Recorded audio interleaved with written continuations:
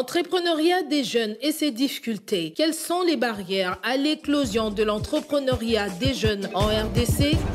Quels sont les domaines dans lesquels l'on peut réussir? Est-il possible d'entreprendre et réussir en RDC? Débat au féminin, on parle avec Christelle Nyanza, jeune entrepreneur. Débat au féminin, c'est tous les samedis après le journal de 13h et dimanche en rediffusion après le journal de 19h. Bienvenue dans ce nouveau numéro du débat au féminin, fidèles auditrices et auditeurs de Top Congo FM. C'est toujours un plaisir de vous retrouver, de vous savoir nombreux à l'écoute de votre magazine, le magazine de la femme, sur Top Congo FM. Pour ce numéro, nous recevons Madame Christelle Nyanza. Elle est jeune entrepreneur et avec elle, on va parler de l'entrepreneuriat féminin et ses difficultés. Madame Christelle, bonjour et bienvenue dans nos studios. Bonjour Madame Michela, merci de me recevoir au plateau du débat féminin. Je suis heureuse d'être ici. Alors, jeune entrepreneur, comment vous vous êtes retrouvée dans ce monde de l'entrepreneuriat? Une vocation ou c'est par accident, si on peut le dire, que vous vous êtes retrouvée là-dedans? Alors, merci pour la question. J'aimerais d'abord dire, moi j'ai un parcours de stylisme et j'ai une formation, je voulais dire, de stylisme et de modélisme. À la base, je suis allée en Afrique du Sud, à Cape Town. C'était pour faire des études sur le business administration. Mais la mode était tellement ma passion que finalement j'ai viré et j'ai décidé de faire le stylisme et le modélisme. Bien que mes parents n'étaient pas d'accord parce qu'ils se disaient que c'est un secteur dans ce pays qui ne porte pas. Mais je l'avais quand même fait. Ici, vous n'aviez pas fait des études en couture, non? Non, ici, j'ai fait l'école jusqu'aux humanités. Lorsque j'ai fini, j'ai appris l'anglais, je suis partie. Et c'est quand je suis rentrée que je me suis rendu compte au fait que, oui, on n'a pas d'industrie de mode et que c'est vraiment compliqué au fait de percer dans ce domaine-là. Je me suis mise à chercher du travail. J'envoyais des CV ici et là. Dans quel secteur? En tout cas, j'étais preneuse. Je me disais, tant que je trouve du travail, alors j'allais sur Google, déjà qu'il n'y avait pas beaucoup d'offres d'emploi, hein, et ça datait de 2 ans, peut-être 3 ans. Et je suis allée à l'époque, c'était GIZ. Ils mettaient souvent des offres sur leur mur, alors j'allais un peu comme ça, mais ça ne donnait toujours pas. À un moment donné, je commençais à écrire des CV et de l'aide de motivation que j'allais un peu déposer dans des entreprises. Je faisais la ronde et je disais, ben voilà, je suis en recherche d'emploi et voilà, je dépose mon CV. Et lorsqu'après, je crois que j'ai chômé 3 ans comme ça, je me suis dit non, je veux pas continuer à chercher du travail. Il faudrait que je me mette à entreprendre. Donc c'est là que j'ai lancé j'avais une maison de couture, un atelier, et c'était la famille. Hein, mes parents m'ont donné de l'argent, ils m'ont dit voilà, parce que je leur ai posé cette problématique-là. J'ai reçu les fonds et j'ai commencé. Et après, je devais moi-même payer les employés que j'avais. À l'époque, quand j'ai commencé, j'en avais 4. Et ils m'ont aidé juste à l'achat des machines. Je me rappelle, c'était 4 machines. Et ils m'ont dit, tout ce que tu vas faire après, bah, tu le feras toi-même. Donc, du coup, il fallait pallier à comment est-ce que j'allais faire fonctionner l'atelier, comment est-ce que j'allais payer les couturiers qui travaillaient avec moi. Et c'est comme ça que j'ai commencé à toucher partout. Donc, du coup, je dirais que je me suis retrouvée vraiment dans l'entrepreneuriat. C'est aussi par rapport aux difficultés que je rencontrais en ce moment-là de trouver de l'emploi. Et lorsque j'ai lancé mon atelier, c'était comment trouver les financements pour faire fonctionner cet atelier, de payer le transport et même de payer les couturiers. C'est là que je me suis lancée et j'ai commencé j'ai commencé dans l'informel, je vendais les vêtements. Donc j'avais plein de contacts qui étaient à l'étranger et j'envoyais de l'argent, on m'envoyait des vêtements que je vendais et ça marchait mais pas vraiment. Alors j'ai viré dans beaucoup de choses. J'ai fait beaucoup de choses. J'ai fait la vente de U-Fresh à l'époque. J'ai vendu de la boisson. J'ai touché un peu à tout, mais c'est vraiment comme ça que je me suis lancée dans l'entrepreneuriat. Le monde de la mode, le monde de la couture, c'est quand même un monde qui rapporte sous d'autres cieux. Même ici, il y en a quand même qui ont excellé, qui se sont fait connaître grâce à leur travail, grâce à leur couture, mais pourquoi vous n'avez pas voulu oser et rester dans ce secteur-là, faire vos créations, les vendre, peut-être participer au Fashion Week qu'il y a eu ici, vous faire connaître? Parce que c'est ça que vous avez étudié, au fait. Exactement. Et aujourd'hui encore, moi, ma passion, ça reste la mode. Dans tout ce que je fais aujourd'hui, ma passion, ça reste la mode. Et j'aimerais tellement m'épanouir dans ce domaine-là. Donc, quand j'ai commencé, je dirais, je n'avais pas en fait la vision que j'ai aujourd'hui. Donc je me disais à l'époque que je lance un atelier, mais je n'étais pas par exemple sur les réseaux sociaux. Ça c'est quelque chose. Je me rappelle quand je suis allée à Vlisco, c'était en 2018 je crois ou 2019. Il y avait le Vlisco Fashion Fund et j'avais participé. Je suis arrivée, je crois que c'était le top 10. Et mon plus grand problème c'était ça, c'est que je faisais des vêtements. Mais je n'avais pas cette vision de m'extendre. Ça veut dire que je créais pour les gens qui étaient que dans mon environnement. À l'époque, c'était en 2016-2017.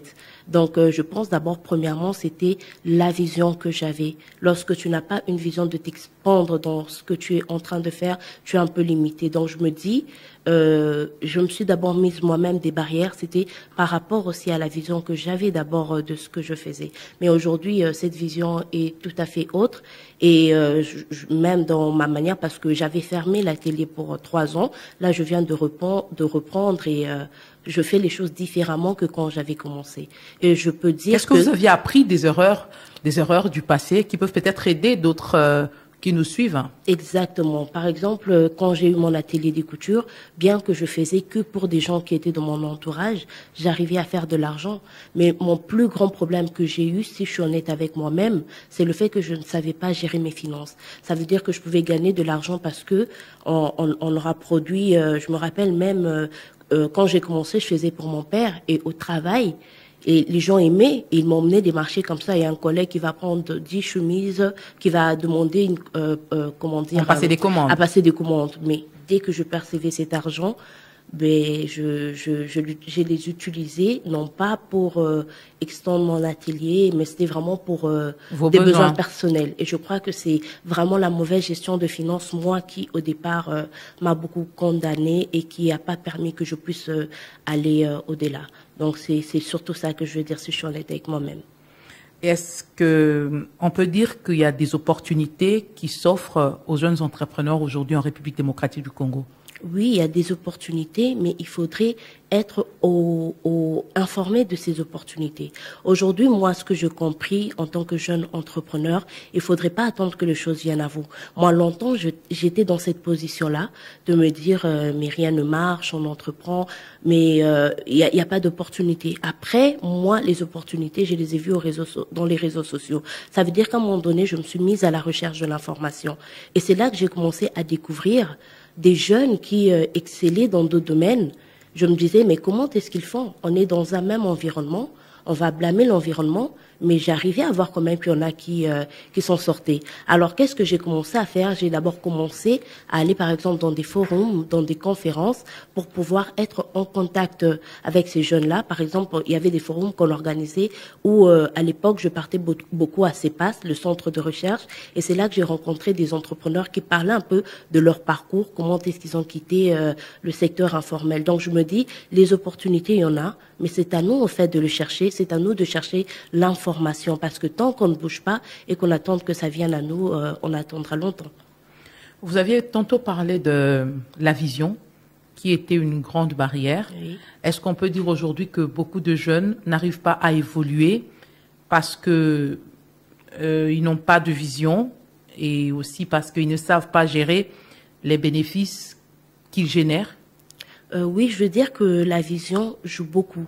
Parce que quand tu as déjà défini ta vision, tu sais exactement où tu veux aller et tu sais comment établir tes plans pour atteindre ces objectifs-là. Quand on commence quelque chose et qu'on n'a pas une vision d'où on veut aller, c'est un peu difficile parce que on est limité. On se dit bon, je veux juste faire Poesimba. J'essaye, on est dans cette optique-là d'essayer pour voir si ça va marcher. Mais lorsque nous-mêmes en commençant d'abord en commençant à établir un plan, on a une vision claire de ce qu'on veut faire, ça change tout pour moi. Moi, je pense que tout commence par la vision. Dans tout ce que tu veux entreprendre, c'est quelle vision, où est-ce que tu veux aller avec ce que tu fais, comment est-ce que tu te vois et tout part de là. Tant qu'on n'a pas défini sa vision, c'est un peu compliqué de sortir de sa zone de confort.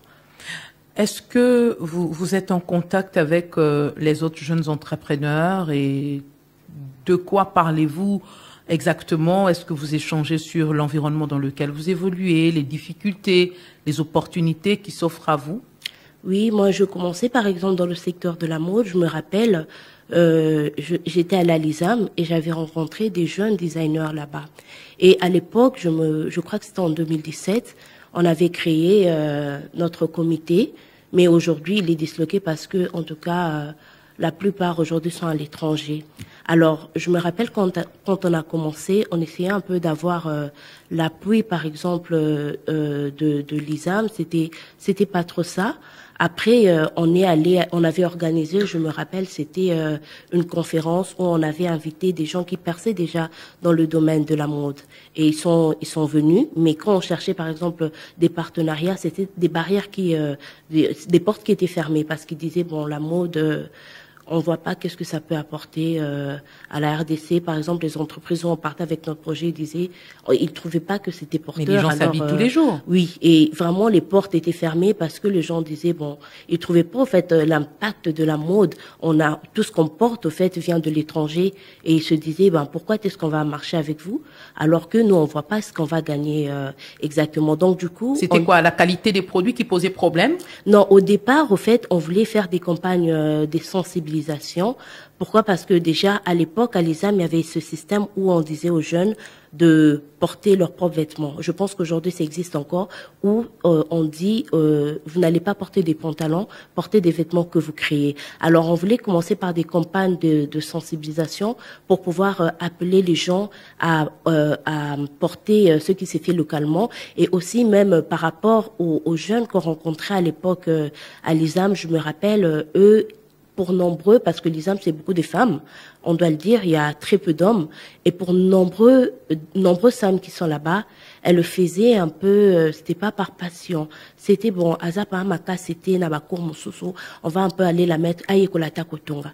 Donc, et à l'époque, je dis, et les jeunes que j'avais rencontrés, et on essayait un peu aussi de changer, au fait, cette vision-là que d'abord, les stylistes et les modélistes, les apprenants au stylisme ou au modélisme avaient, que on ne le fait pas juste parce qu'on a échoué, de pas le voir la mode comme, bon, c'était même pas la mode, c'est qu'elle apprenne à confectionner des vêtements pour qu'elle soit un peu utile. On essayait un peu de changer d'abord même la mentalité des apprenants. Et on voulait avoir des espaces, inviter des gens qui nous envoyaient déjà des grandes dames qui exerçaient dans ce métier et qui aussi arrivaient à vivre de ce métier-là. Il y a quand même des grands noms oui, il y a de madame, la couture. Oui, de la couture. À l'époque, je me rappelle, on avait madame Lydia. Elle est elle-même professeure de modélisme aussi. J'ai oublié sa marque. Lock Style. Oui, je crois qu'elle avait été notre invitée de marque. On avait aussi Jean Goubal qui nous avait beaucoup soutenus. Mais c'était vraiment même, on était allé demander l'appui du ministère de la Culture. C'était un peu compliqué. Donc, à vous entendre, vous avez voulu percer dans le domaine de la mode, mais les portes vous ont été fermées tout simplement parce que là où vous avez frappé, on vous a dit c'est mieux de s'habiller en vêtements venus de l'étranger. On n'a pas voulu. Oui, donc les gens ne voyaient pas l'impact des mais créateurs aujourd'hui, c'est le congolais. pan qui revient en force. Aujourd'hui, le pan revient en force et aujourd'hui aussi, il y a une montée. Au fait, je crois que les gens sont de plus en plus conscients. Qu'il faut consommer local.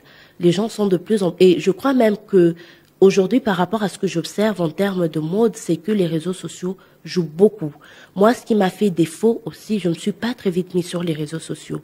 Et aujourd'hui, je vois le styliste, surtout de ma génération, je vais pas parler des générations un peu avant nous, mais de ma génération, celles qui se démarquent, c'est celles qui se sont mises sur les réseaux sociaux. Et sur cette remarque-là, je l'ai même reçue de Vlisco, lors de Vlisco Fashion Fund, on m'a dit, mais tant que ce que tu fais reste que pour ton entourage et que tu n'es pas, par exemple, dans le e-marketing, comment est-ce que les gens à l'extérieur vont savoir ce que tu fais? Est-ce que c'est la faiblesse également de tous ces tailleurs que nous voyons, comme on les appelle, les couturiers, oui, que nous voyons à la cité, qui font des belles tenues? Malheureusement, c'est juste pour la petite communauté qui connaît le tonton qui coud dans notre quartier, la tantine oui, qui coud, des gens qui ne voient pas loin. C'était Exactement, ça c'est pour ça que je reviens à la vision. Et même moi, un autre problème auquel j'ai été butée, c'est même le consommateur. Je me rappelle quand j'avais commencé mon atelier vers 2016-2017, sur l'avenue, il y avait, je crois, deux autres couturiers. Et quand les clients venaient, moi, je ne fais pas que je ne fais pas que la confection du vêtement, je crée aussi. Et c'est d'ailleurs ça ma force. Moi, c'est d'abord, si je suis allée à la mode, c'est parce que j'ai ce don naturel de créer. Mais quand la personne va venir et va te dire, tu vas donner un prix, et la personne va te dire, ouais, mais c'est trop, ça ne vaut pas. Les gens ne comprennent pas au fait. Et il y a beaucoup, je crois que c'est même dans la manière dont on perçoit au fait, je veux pas parler de créateur de mode, je parlais de même pas de couturier, je parlais de, on aime beaucoup vulgariser ça, tailleur. Au fait, les gens minimisent tellement au fait ce métier-là que même parfois quand ils venaient, ils se disent non, ben ça ne vaut pas au fait ce que tu demandes, et ils partaient et ils disaient bon, je préfère aller le faire ailleurs parce qu'ils se disaient je vois pas pourquoi je dépensais autant d'argent pour ça alors qu'il y en a pléthore. Donc, je crois que le problème, d'abord, vient de la vision que nous-mêmes qui sommes dans le métier, avant de ce métier. Vous avez ajouté à ce domaine de la mode d'autres secteurs dans lesquels vous entreprenez. C'est dans quel secteur que vous vous êtes tourné, apparemment parce que dans la mode, ça n'a pas beaucoup donné. Vous vous êtes tourné vers quel autre secteur? Oui, je n'ai pas abandonné aujourd'hui. Bon, j'avais fermé pour 2-3 ans. Aujourd'hui, j'ai rouvert cet atelier de couture. Les choses ont évolué entre-temps? Les choses ont évolué. La mentalité? Là, aujourd'hui, je suis sur les réseaux sociaux. Contrairement à quand j'avais commencé, j'ai compris l'impact du e-marketing et le retour sont positifs. Ça veut dire que j'arrive à atteindre les gens qui sont en dehors de mon cercle. Comme si c'était, pour l'instant, je suis que à Kinshasa. Parce que j'ai relancé, je crois que c'était en décembre 2022. Donc pour l'instant, je suis qu'à Kinshasa, mais ce que j'aime, c'est que je ne fais plus pour le cercle des amis ou de la famille. C'est vraiment les réseaux sociaux m'ont emmené une clientèle autre que celle que j'avais avant. Pour répondre à votre question, oui, aujourd'hui je me suis tournée vers l'élevage et je suis tombée là par hasard. J'aime beaucoup les animaux et j'avais déjà l'intention d'être dans l'agribusiness. Alors je me demandais dans quoi exactement j'allais pouvoir me diriger. Et il y a quelqu'un de très proche qui avait une ferme et qui avait des porcs. Alors je me suis intéressée de près à ce qu'il faisait et je regardais ce qu'il faisait, j'y ai pris goût et aujourd'hui je suis dans l'élevage des porcs. Et c'est vraiment ça qui me permet aujourd'hui de pouvoir faire d'autres choses parce que là je me suis lancée aussi dans le média avec la Congolaise 2.0 et tout ce que je peux faire aujourd'hui dans ce que j'entreprends vient de l'entrepreneuriat dans l'élevage. Dans l'élevage, vous avez suivi des formations pour évoluer dans ce domaine ou vous êtes une autodidacte? Je suis une autodidacte, ça veut dire que la personne, j'ai quand même 2 personnes qui m'encadrent et les 2 personnes, le premier c'est le vétérinaire, hein, les chiens que nous avons, leur vétérinaire, il a une très grande ferme. Quand je me suis lancée, il m'a dit je vais t'accompagner et le deuxième c'est un frère de la famille, c'est lui d'ailleurs chez qui j'ai eu à prendre mes premiers porcins, donc ils sont toujours là, c'est eux qui m'ont montré la formule alimentaire pour nourrir les porcins jusqu'à ce qu'ils atteignent l'âge de la maturation. Donc, quand j'ai des problèmes, je me réfère à eux. Et aujourd'hui, surtout, je me réfère beaucoup sur YouTube. Moi, YouTube, c'est là où j'apprends le plus. Tout le temps, je suis sur YouTube, j'essaye de voir comment est-ce que je fais, même par rapport à l'élevage, quelle race des porcs je vais pouvoir avoir. Donc c'est un peu ça, c'est beaucoup plus YouTube. Et aussi, ce sont les 2 grands frères que j'ai qui un peu m'aident à l'élevage, à comment les nourrir, à comment les accoupler, tout ça. Donc c'est un accompagnement et aussi beaucoup de recherche personnelle.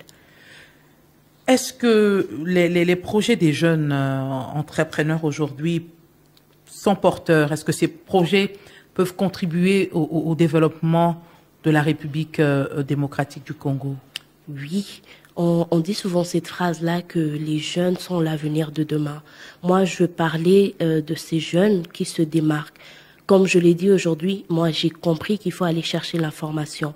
Et quand j'étais butée à certaines difficultés, j'ai eu le réflexe au fait d'aller voir ce qui se faisait par d'autres jeunes. Et aujourd'hui, je parlais par exemple de Madame Priska Maki, là il y en a beaucoup comme ça en fait que je vois qui font des choses extraordinaires. Aujourd'hui, comment est-ce qu'on arrive à impacter la société? C'est d'abord de pouvoir trouver les problèmes à notre environnement.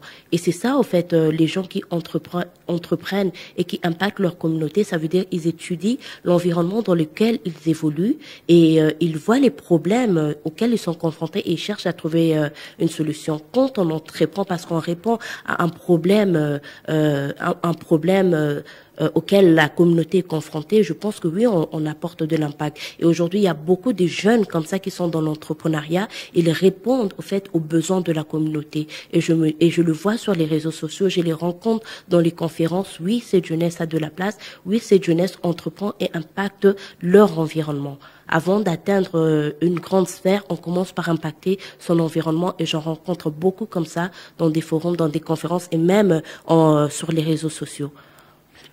Si on doit parler des difficultés, avant d'arriver aux difficultés, est-ce que les aînés vous approchent ou ils vous partagent également leurs expériences? Moi, avant, j'étais dans cette optique-là de me dire, parlons même du mentorat, que les aînés qui réussissent, elles sont un peu comme dans une certaine bulle, elles mettent une barrière entre elles et les jeunes.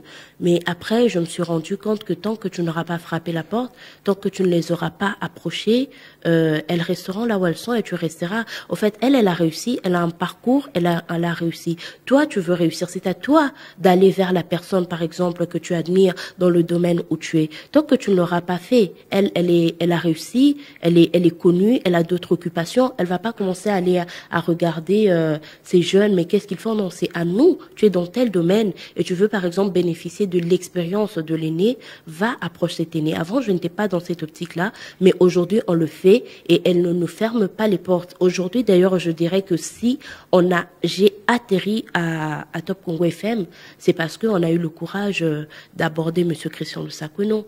On lui a expliqué ce qu'on faisait, il nous a soutenus, il nous a dit ok, passez à Top Congo, parlez au directeur de programme. Et aujourd'hui, on en est là. Ça veut dire que tant que on ne va pas nous-mêmes chercher l'information, tant qu'on ne va pas vers ces personnes qui réussissent, on sera là à se plaindre.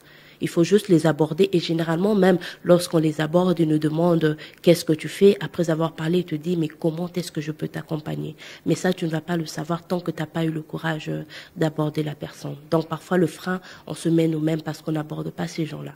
Vous êtes femme, jeune entrepreneur. Quelles sont les difficultés auxquelles sont confrontées les jeunes dames comme vous qui veulent entreprendre? Ces difficultés sont de quel ordre? Oui, on est confronté à beaucoup de difficultés en tant que femme. Et moi, je dirais d'abord la première difficulté, elle est de l'écosystème, l'environnement dans lequel on évolue. Ça veut dire que on est dans un environnement où, pour certaines, la famille, par exemple, ou les membres proches vont leur limiter dans ce rôle-là de la femme. Nous sommes dans un système patriarcal où on dit que c'est l'homme qui bâtit et la femme éduque.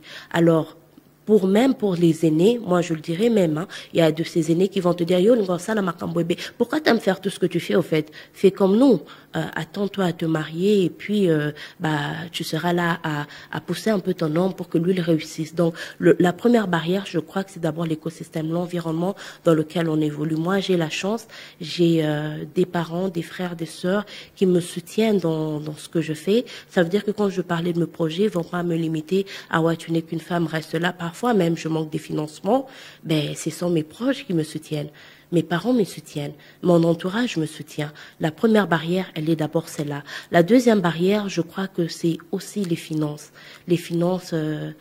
L'accès au crédit? L'accès au crédit, c'est un problème. On nous dit aujourd'hui, entreprenez, mais l'entrepreneur, au fait, s'autofinance dans ce qu'il fait.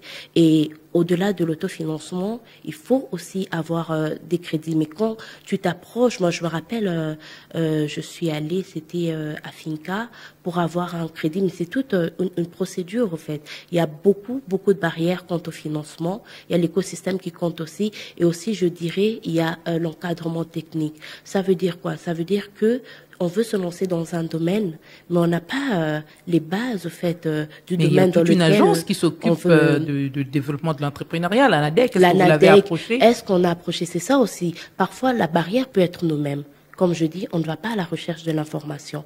Mais moi, quand j'ai appris l'existence de la NADEC, avant, je ne savais pas parce que je ne cherchais pas l'information. Aujourd'hui, j'apprends qu'il y a la FEC, qu'il y a la NADEC, il y a des incubateurs. La première barrière peut être nous-mêmes parce que simplement, on ne va pas à la recherche de l'information. Moi, je suis plus dans cette optique-là de pouvoir blâmer les autres, blâmer l'État ou blâmer qu'il n'y a pas on n'octroie pas des crédits. Au début, j'étais dans cette optique-là, mais dans tout ce que je fais aujourd'hui, j'ai commencé quelque part avec les financements que j'avais moi et aussi mon entourage a joué de ça. Donc, à un moment donné, je crois que la première barrière, ça doit être nous-mêmes par rapport à nos peurs aussi. Manque de vision, manque d'information. On a peur de sortir aussi de notre zone de confort. Moi, je me dis souvent, il est important aussi d'avoir un réseau, se construire un réseau. Et c'est même par rapport au réseau que tu vas apprendre que, ah non, dans ce que tu fais, tu peux avoir l'appui dans telle structure.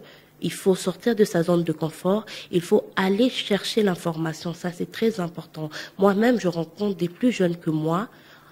C'est toujours les plaintes. Ah non, l'État ne fait rien, c'est difficile. Je me dis oui, c'est difficile. Mais moi, j'ai appris une chose. Quand moi-même, je trouvais que c'était difficile, je me disais, mais quand je faisais des recherches, mais je vois telle entrepreneur. Mais comment elle fait, elle? On est tous dans un même environnement. On va blâmer l'environnement, que l'environnement ne nous est pas favorable. Mais comment il y en a qui se démarquent? J'ai compris, au fait, une chose, qu'il fallait sortir de sa zone de confort. Il fallait aussi aller rencontrer ces jeunes-là qui sont dans le même domaine que nous, essayer aussi d'avoir leur retour d'expérience. Mais comment tu as commencé, comment est-ce que tu as fait? Et il y a aussi des tuyaux qui viennent de, ah oui, par rapport à ce que tu fais, on va t'orienter, va vers telle structure, fais ça. Mais tant que nous-mêmes on se met derrière et qu'on sort pas de notre zone de confort, on sera là à blâmer. Les difficultés, oui, certes, elles sont là, mais c'est à nous de sortir de notre zone de confort et de vraiment aller à chercher l'information et d'aborder, que ce soit les jeunes qui entreprennent comme nous dans différents secteurs ou bien les aînés qui réussissent dans des secteurs où on aimerait nous aussi réussir.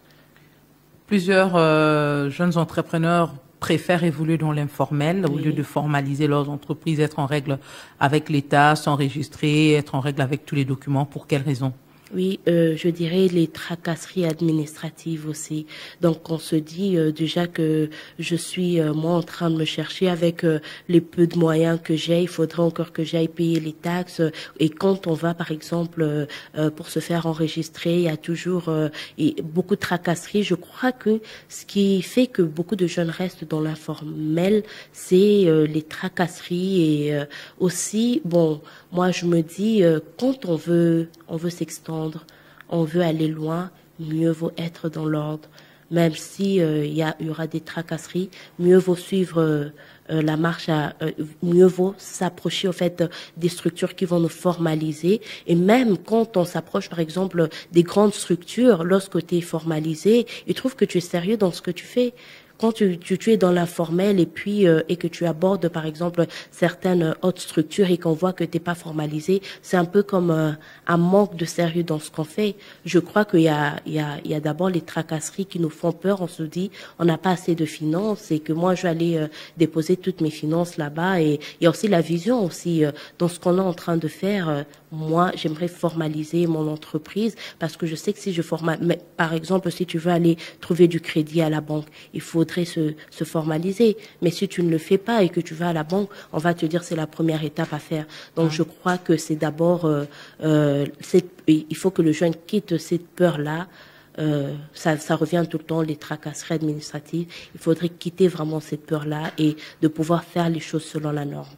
Parce que par la suite, ça nous donne aussi un certain statut. Qu'est-ce que vous direz à ces jeunes qui terminent les études aujourd'hui et qui se retrouvent au chômage parce que ils pensent qu'il n'y a rien à faire, il n'y a pas de travail, il n'y a pas d'opportunité d'emploi, mais vous vous dites qu'il y a plusieurs portes qui s'ouvrent dans l'entrepreneuriat. Qu'est-ce que vous direz à ces jeunes? D'oser, oser sans moyens, qu'est-ce que vous leur direz? Moi, je dirais que nous sommes dans un pays qui est en développement. Ça veut dire que on peut se lancer dans différents secteurs et ces secteurs-là ne sont pas encore pris. Aujourd'hui, les universités relâchent chaque année des étudiants qui étaient comme moi, restés à la maison, écrivaient des CV, des lettres de motivation parce qu'ils voulaient trouver un emploi dans un bureau. On a aussi, il faut le dire, ce complexe-là d'être en veste, en cravate et d'aller dans un bureau. Je crois que beaucoup de jeunes ont aussi ce complexe-là de se dire bon, pour être respecté, il faudrait, voilà, on se salit pas, il faut aller travailler en ville. Il y a beaucoup de ce complexe-là, mais sinon à ce jeune-là, ça ne vient pas de nos familles. Pardon? Ça ne vient pas de nos familles aussi? Oui, de nos familles aussi. Moi, je le dis, hein, moi, je suis au début quand j'ai commencé, surtout avec la mode, il y a eu beaucoup de découragement et même le regard a changé parce que je me rappelle quand j'ai bifurqué de l'administration des affaires pour aller à la mode directement. Il y a certains, bon, mais j'ai entendu ça souvent. Elle a échoué dans la vie. Elle a échoué dans la vie et moi, c'est aujourd'hui mon défi de me dire, bien que je n'ai pas suivi le schéma classique comme mes frères et mes sœurs, je dois me démarquer pour un peu dire que j'avais raison de suivre ma voie. Donc à ce jeune-là, je veux leur dire, si vous êtes dans cette optique d'attendre le travail, il y en a qui trouveront, mais nous sommes aussi dans un pays où le taux de chômage est élevé. Pour nombreux, vous allez attendre longtemps. Il faudrait, moi j'aime à dire, regarder autour de vous, détecter les problèmes au fait dans lequel la communauté, l'environnement dans lequel vous êtes confrontés. Faites des recherches aussi. Faites des recherches sur Internet, sur YouTube aujourd'hui. Tape, j'aimerais entreprendre. Dans quoi entreprendre? Moi, aujourd'hui, il y a beaucoup de choses que j'ai appris. C'est grâce à YouTube. Là, on va se lancer dans la culture de maïs. Il y a beaucoup de choses que j'ai appris et j'ai même atterri là-bas. C'est grâce à YouTube. Chercher l'information plutôt que de rester à la maison à ne rien faire. Et il y en a même des jeunes qui vont vous dire que je chôme, mais la personne va être 24 heures sur 24 sur les réseaux sociaux. J'allais vous poser la question de savoir, est-ce que les jeunes finalement utilisent mal les réseaux sociaux au lieu de s'informer, ils sont en train de se désinformer? Oui, ils se désinforment. C'est exactement ce que vous dites. Il y a beaucoup de jeunes qui ont terminé leurs études académiques, mais qui sont dans les réseaux sociaux. Mais ce temps-là, tu passes, par exemple, à regarder la vie des autres. Va sur YouTube. YouTube aujourd'hui, c'est même bon. Moi, j'aime YouTube parce que voilà, c'est une école au fait. Comment juste par là, j'aimerais entreprendre ou même tape entrepreneuriat en Afrique. Moi, il y a beaucoup d'idées que j'ai aujourd'hui. Si même aujourd'hui j'ai lancé la Congolaise 2.0, c'est grâce à YouTube. C'est par rapport aux émissions que je regardais, Investir au pays, Tata Africa Woman 2.0, l'idée m'est venue de là. Parfois, il y en a aussi qui n'ont juste pas d'idée dans quoi entreprendre. C'est aussi ça le problème. Est-ce que le manque d'idées dans quoi entreprendre ne vient pas de la formation que nous recevons? Est-ce que le Congo forme la main-d'œuvre dont elle a besoin? Est-ce que le Congo forme des créateurs d'emplois ou de demandeurs d'emploi? Le Congo forme les demandeurs d'emploi. Nous sommes dans un système archaïque et ce système produit chaque année des personnes qui sont vouées au chômage. Ça veut dire qu'il faudrait aussi repenser le système éducatif congolais. Vous avez étudié chez les anglophones. Oui. Est-ce qu'il y a une grande différence dans la manière même de vous apprendre ce que vous êtes appelé à faire demain? Exactement. Moi, ce que j'aime, par exemple, avec les anglophones, ils ne sous-estiment pas les métiers. Ah non, les anglophones, ils ne sous-estiment pas les métiers. Une personne peut être dans la plomberie, au fait, tant que je gagne ma vie avec, ils valorisent même les métiers. Mais ce n'est pas le cas chez nous. Chez nous, il faut passer par la formation classique. Et quand on veut aller, bon, je dirais aussi que, bon, quand chez nous on parle de métier, les gens généralement, ils vivent une certaine qualité de vie, ceux qui sont dans les métiers. Alors, je peux comprendre aussi la peur des parents de se dire que mon enfant fasse le schéma classique. Mais quand l'enfant fait ce schéma classique, c'est des milliers d'économistes par an qui sortent des universités, des milliers de médecins qui sortent par an. À un moment donné, il faudrait repenser le système éducatif congolais pour pouvoir former. Nous sommes plus au fait nous sommes pas dans la pratique. Il faudrait repenser ce système éducatif et de pouvoir former la main d'œuvre dont la RDC a besoin. Et arrêter de stigmatiser ceux qui sont dans les métiers et arrêter de sous-estimer les métiers. Parfois même ce sont les parents, l'enfant peut être doué à un certain métier, mais parfois ce sont même les parents, l'écosystème qui vont empêcher l'enfant d'évoluer dans son métier parce que d'office on va lui dire que voilà le niveau de vie que tu auras.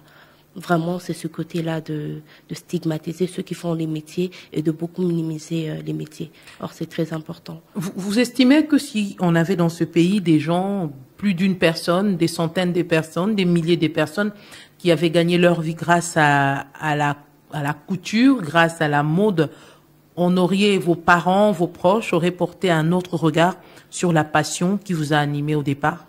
Oui. Aujourd'hui, moi, je veux le dire, mon objectif aussi, quand j'ai rouvert mon atelier de couture, je me dis, je dois percer dans ce domaine-là. Pourquoi? Parce que on manque, en fait, des figures de réussite dans certains domaines. Et quand il y a manque de réussite dans certains domaines, c'est normal que les parents, la famille soient réticents quand l'enfant... Est-ce que celles qui réussissent se font connaître? Est-ce qu'elles font leur propre publicité? Est-ce qu'elles font leur propre marketing pour emmener les jeunes à leur emboîter les pas? On a un autre problème au Congo. Je crois que ceux qui réussissent ne veulent pas toujours livrer, au fait, ce qui a fait leur succès. Je ne sais pas, c'est par peur. Bon, vous voyez, les aînés ne veulent pas trop partager leur expérience. Voilà pourquoi je vous posais la question de savoir est-ce que vous êtes en contact avec les aînés? Est-ce que c'est facile les rapports avec les aînés? Moi, je dirais, j'ai eu à rencontrer certaines dames. Je les ai approchées, elles étaient réceptives. Je leur ai dit ce que je faisais et elles m'ont même dit comment est-ce que on peut t'aider. Et au fait, moi je dis c'est plus par rapport aux gens qui réussissent dans certains domaines. Nous avons Monsieur Okassol ici qui a réussi dans le domaine de la mode. Vous l'avez approché pour chercher à savoir comment il a fait pour arracher tous les gros marchés qu'il a avec l'État. Moi, je n'ai pas approché Monsieur Okassol, mais Madame Lydia Okosa, oui, elle, parce que j'ai vu qu'elle s'est démarquée. Ce sont nos aînés, j'ai vu qu'elle s'est démarquée et c'est elle que j'ai approchée. Elle a été réceptive et d'ailleurs, quand on avait fait cette conférence à CEPAS, elle était venue, elle était notre invitée d'honneur. Mais aujourd'hui, moi, j'aimerais quand même que les successful women j'aimerais bien qu'elles puissent parler de leur expérience pour encourager les jeunes entrepreneurs. Aujourd'hui, ça s'est fait de plus en plus. Moi, je suis sur les réseaux sociaux, sur YouTube. Je vois même qu'il y a des jeunes émissions comme ça où leur but, c'est d'aller interviewer ces personnes-là. Et avant, il y en avait pas beaucoup, mais aujourd'hui, il y en a 2, 3 que je regarde comme ça, où, au fait, leur objectif, c'est de faire découvrir au public les successful people made in Kinshasa, les personnes qui ont réussi à Kinshasa, pour un peu nous parler de leur parcours afin d'inspirer la jeunesse congolaise. Donc oui, il y en a qui sont ouverts, et il y en a aussi qui sont de la vieille école qui gardent leur secret de réussite pour eux. Mais il y en a qui s'ouvrent, oui. La République démocratique du Congo veut créer des millionnaires dans quelques années. Est-ce que l'environnement est propice à la création de ces millionnaires? Dans quel domaine on peut vraiment avoir facilement ces millionnaires? Moi, j'ai fait de recherches aussi, parce que aujourd'hui, il y a la RDC, beaucoup des étrangers deviennent millionnaires dans ce pays. Donc la question est de se poser, comment est-ce que les étrangers arrivent à devenir... J'ai plus l'impression que le système est propice à favoriser les étrangers que nous-mêmes. Mais je me dis, le domaine où il faut... Le domaine, moi, qui m'est attractif aujourd'hui, c'est l'agroalimentaire, l'agribusiness. Pourquoi? Parce que ça répond à un besoin, la suffisance alimentaire. Oui, il y a possibilité de faire des millionnaires en RDC. Comme je l'ai dit, c'est un pays en développement. Il y a beaucoup de secteurs qui sont comme j'aimerais bien le dire, vierges, qui ne sont pas développés. Il suffit juste au fait de savoir toi-même en tant que personne dans quel secteur, parce que si tu es dans un secteur, dans un domaine pour lequel tu n'as aucune passion, à la longue c'est difficile. on réussit plus facilement lorsqu'on aime ce qu'on fait. La RDC regorge de beaucoup de richesses et si les étrangers peuvent devenir millionnaires dans ce pays, pourquoi pas nous? Le système, ce sont les gens qui le font. Certes, le système ne nous est pas favorable, mais on va pas non plus croiser les bras et dire que le système ne nous est pas favorable. Je parlais récemment de réseaux sociaux sur YouTube, par exemple. Moi, ce sont principalement des entrepreneurs ivoiriens que je suis. Et j'aime ce que l'un d'eux a dit, mais il faudrait qu'on se mette en groupe et qu'on puisse créer aussi nos réseaux pour pouvoir après renverser le système. Est-ce qu'il y a des réseaux jeunes entrepreneurs qui commencent à se créer? Récemment, il y a eu le lancement des bâtisseurs. C'est un réseau aussi des jeunes entrepreneurs. Donc oui, je me dis, il y a des réseaux qui se mettent en place. Le bâtisseur, par exemple, ils ont lancé ce réseau-là. Je crois que ça fait un mois et demi. Je suis pas allée au lancement parce que malheureusement, lorsqu'ils avaient mis, c'était un lien où il fallait s'inscrire. C'était en tout cas, dès qu'ils ont mis le lien, les places étaient full, c'était pris. Quand tu arrivais 10 minutes, 15 minutes après, il y avait plus de place. Mais il y a des réseaux qui se mettent en place aujourd'hui. Il faut faire des recherches. Il faut se mettre en groupe parce que le système, ce sont des individus qui le renversent. Et pour renverser un système, il faut se constituer en réseau. On va pas se dire que on ne sera pas millionnaire parce que l'environnement ne nous est pas propice. Mais comment est-ce que ces étrangers deviennent millionnaires dans notre pays? Parce qu'ils ont compris une chose, qu'il faut se mettre ensemble, il faut constituer des réseaux. Et il faudrait que le jeune, qu'on se mette en réseau pour pouvoir renverser la vapeur. Est-ce que ce vendeur de braise aujourd'hui peut devenir millionnaire demain? Ce vendeur de cossettes de manioc, ce vendeur de maïs, cette femme qui fabrique ses beignets au coin de l'avenue chaque soir, cette jeune dame qui fait des grillades au coin de rue, cette femme qui évolue dans ces restaurants de fortune, dans ces gargotes. Est-ce que ces personnes peuvent rêver grand un jour ou c'est leur vision qui est limitée? Mais tout dépend. Au fait, on peut pas imposer à une personne d'être millionnaire. Si tu n'as pas cette vision d'être grand, d'aller loin, ben tu on revient à ce problème de personnes. Voilà. On n'a pas de personne référence, on n'a pas de personne qui est partie de grillade au coin, qui aujourd'hui a évolué. Ça veut dire que certaines personnes, j'ai compris une chose, il faudrait dans nos environnements qu'on ait des gens qui ont réussi. Parce que parfois, les gens ne voient pas plus loin, parce que dans leur environnement, personne ne s'est démarqué. La plus grosse difficulté à vous entendre, c'est le manque de repères, le manque de modèles. Exactement.